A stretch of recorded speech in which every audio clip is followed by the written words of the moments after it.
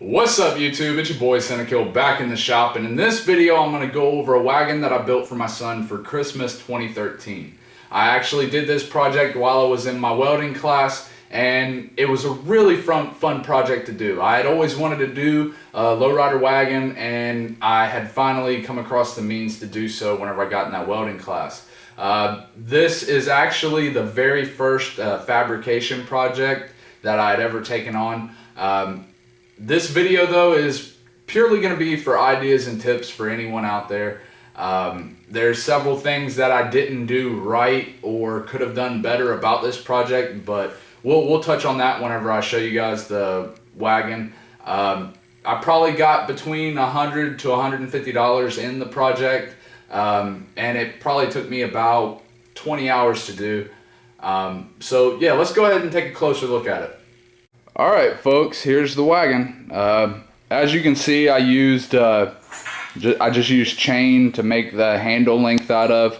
The only thing that's original to this wagon, as far as the radio flyer part, is the tub, the wood slats, and that handle right there. That's the only things that was original about it.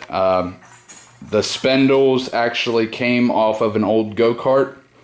Just welded them on. I'll take it apart here in a minute, that way you can see the frame.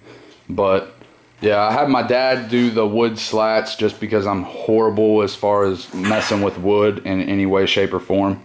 But yeah, I mean, it's not really like, it doesn't really ride the ground, but it's got enough room in case there's any like obstacles you got to get over or anything like that. You won't grind the bottom of the wagon on. But yeah, right here is where I did the drop, and like I said, this is the first project I ever did.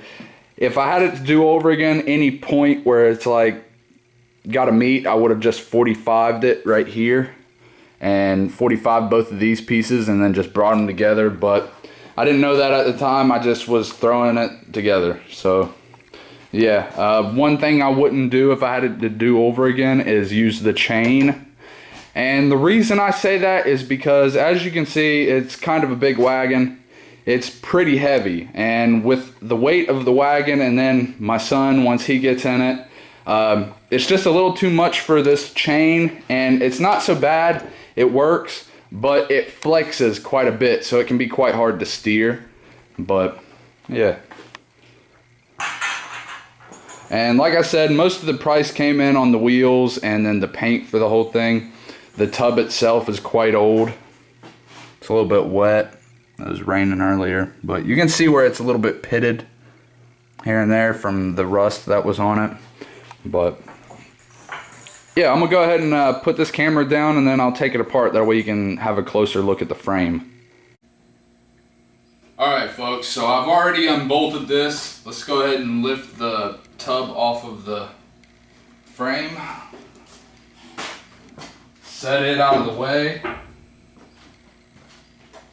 Alright, now as you can see, this is the frame I've got. Let me go ahead and grab the camera, that way I can give you guys a little bit better look at it.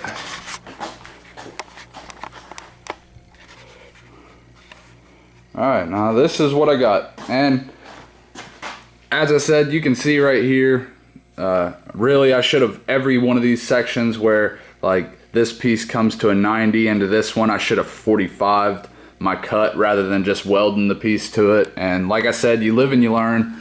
And then right here is just the sheet metal pieces that I ran across for the bolt holes. And then right here I brought these up, and then on the back side you can't really see the spot. It's actually like right here, but I took a piece of round bar and drilled a hole big enough to go all the way through both sides, big enough for the round bar to slide through. And then I slid the round bar through till it just barely came through on this side, and then I welded it on the back side and then on this side. And then all I have to stop the wheels from coming any closer, there is a little bit of weld on the inside right here. And then I just drilled a hole like you can see through the end of the round bar and just put a cotter pin to keep the wheels from falling off. But yeah, that's the wagon frame.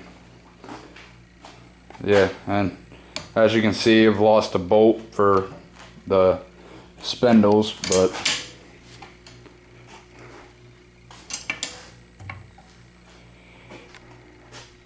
yeah, like I said, if I were to do it over again, I would 45 my cuts and bring them together, and then I probably wouldn't use this chain at all, although it looks pretty cool.